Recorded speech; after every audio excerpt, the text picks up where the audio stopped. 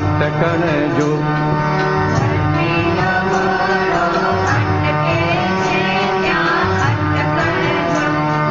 લાલ કપડાથી ભડકે છે ત્યાં અટકણ જો.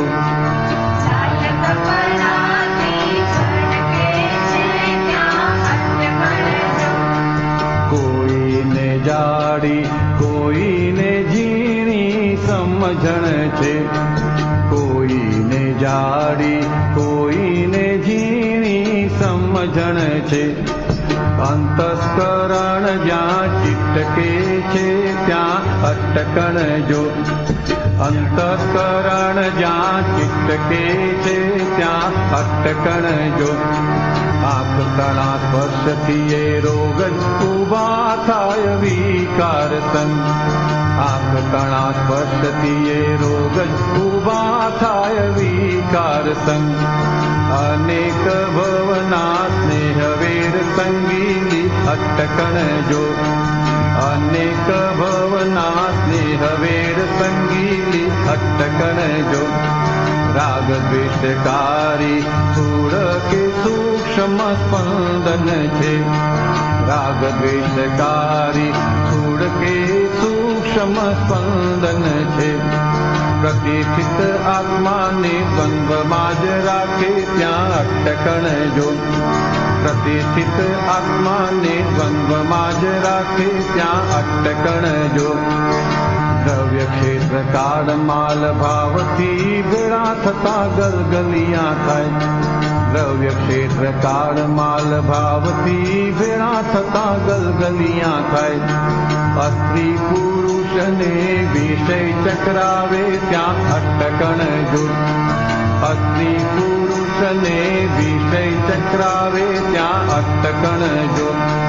હોટેલ રસીઓ જીભ ચટાકે જ્યાં દોડે છે. હોટેલ રસીઓ જીભ ચટાકે જ્યાં દોડે છે.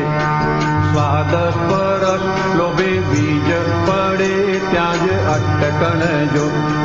સ્વાદ સ્પર્શ લોભે બીજ પડે ત્યાં જ અટકણ જો. મૂર્છિત થઈ જાય ભાન ખોઈને લપસે છે. મૂર્છિત થઈ જાય ભાન ખોઈને લપસે છે. બેભાન પણ જ્યાં દેહ ખેંચાય ત્યાં જ અટકણ જો. બેભાન પણ જ્યાં દેહ ખેંચાય ત્યાં જ અટકણ જો. આત્માને ભૂલાડે દાદા ભૂલાઈ જાય અંધારે. આત્માને ભૂલાડે દાદા ભૂલાઈ જાય અંધારે.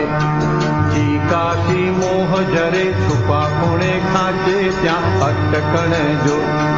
ચીકાશી મોહ જરે છુપા ખૂણે ખાંચે ત્યાં અટકણ જો. જય સચ્ચિદાનંદ. આપણને વ્યવહારથી જુદા કર્યા, વ્યવહાર જોડે એક હતા. એટલે આપણો હું વ્યવહાર આત્મા સ્વરૂપે હતો, નામધારી સ્વરૂપે. દાદાએ કૃપા કરીને ભ્રાંતિના કર્મો બાળીને હું શુદ્ધાત્મા છું નો પરમાત્મા યોગ આપણને પ્રાપ્ત કરાવ્યો, જે ગીતાજીમાં કૃષ્ણ ભગવાને ખુલ્લો કર્યો હતો. એ જ પરમાત્મા યોગ, જે પરમાત્મા યોગથી પોતાનામાં શુદ્ધાત્મા ભગવાનની પ્રતીતિ બેસે છે, શ્રદ્ધા બેસે છે કે હું નિશ્ચય નિર્ણયથી કેવળ શુદ્ધાત્મા છું.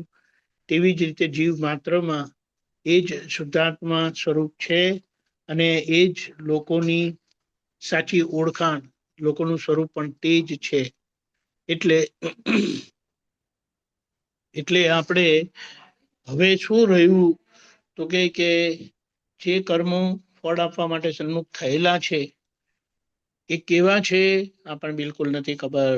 પણ એ જ્યારે પરિણામ આપે ત્યારે આપણે સમજી લેવાનું અને એ વ્યવહારને ચોખ્ખો કરવાનો રહ્યો.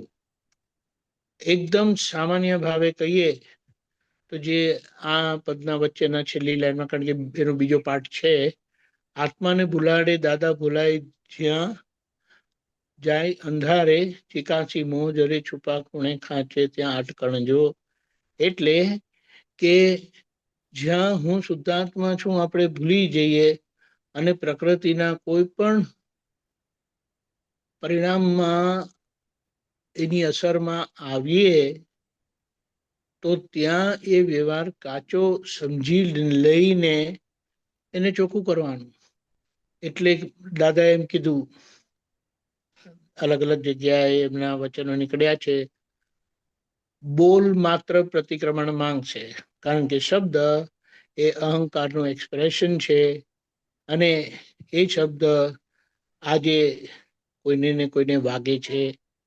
એ શબ્દ આપણને પોતાને પણ અસર કરે છે. એટલે શબ્દ માત્ર પ્રતિક્રમણ માંગે છે, એટલે શુદ્ધિકરણ માંગે છે. એમાં પોતાની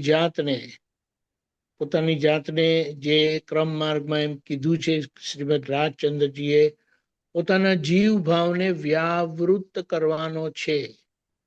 અહીંયા આપણે વ્યાવૃત કરવાનો નથી.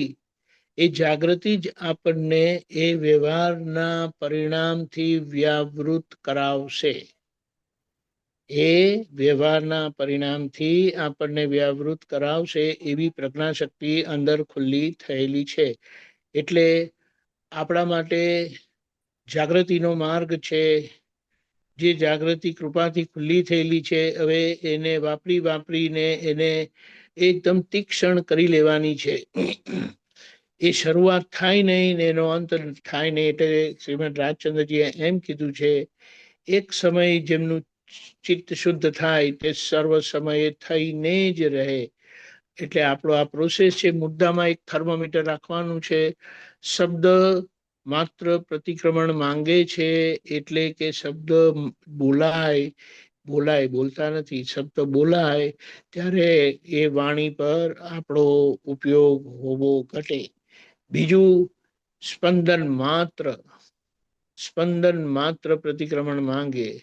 કોઈના માટે કોઈ પણ જાતનું સ્પંદન આવ્યું તો એ બતાડે છે મનની ખામી, મનની ગાંઠો, અને એ મનને નિર્ગ્રંથ આ રીતે શુદ્ધ ઉપયોગથી કરી લેવાનું છે.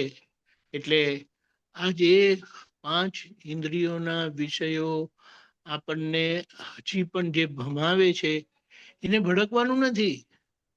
કારણ કે આપણે વ્યવહાર સાથે મોક્ષ મળેલો છે.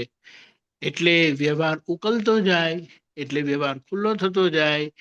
વ્યવહારની આપણને ખબર પડતી જાય કે આ કચાશ છે અને એ કચાશ એનું પરિણામ આપીને રહેશે.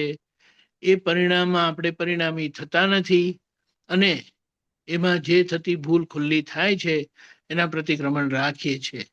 એટલે પરિણામ બદલાતા નથી, પણ પરિણામમાં આપણે પરિણામી થતા નથી.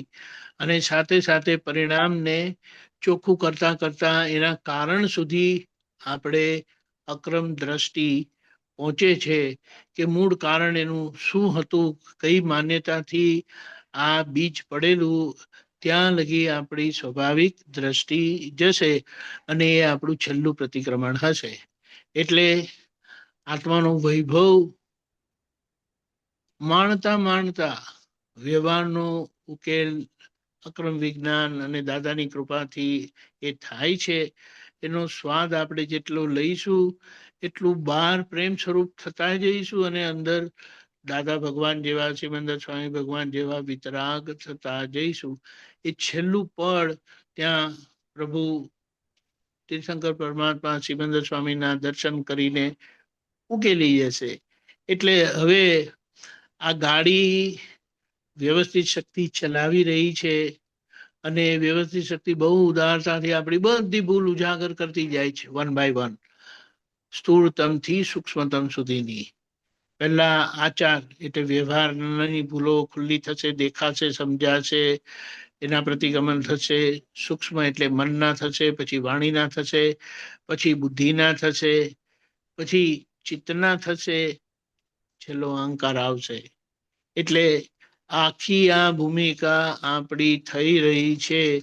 તેમાં આપણે હવે આ રીતે જાગ્રત રહીને પ્રતિક્રમણ કર્યા કરવાના એ આપણી અંતરાત્મા ભૂમિકાની શું કહેવાય જવાબદારી છે.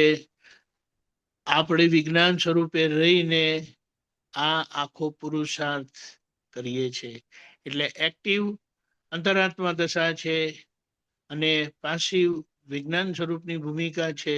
પણ એ વિજ્ઞાન સ્વરૂપની ભૂમિકા આપણા એક્ટિવ સ્વરૂપને ઉજાગર પ્રકાશિત કરતી રહે છે કે ક્યાં કેવી ભૂલ થાય છે. અને બહારના ભાગમાં, વ્યવહારના ભાગમાં, એટલે નામધારીના ભાગમાં સ્થૂળતમથી સૂક્ષ્મતમ સુધીની એ ભૂલો ચોખ્ખી થતી જાય છે. બસ આપણે જાગ્રત રહેવાનું છે, દાદા દાદા કરવાનું છે. બાર વ્યવહારથી જેમ રામ ભગવાન સીતે કરતા હતા પણ અંદર એ રામ અલગ જ હતા, એવી રીતે આપણે આપણો વ્યવહાર પ્રેમપૂર્વક એકતાથી સંભાવે નિકાલ કરવાનો છે. જય સચ્ચિદાનંદ. આખા દિવસના પ્રોગ્રામમાં સવારે 7:15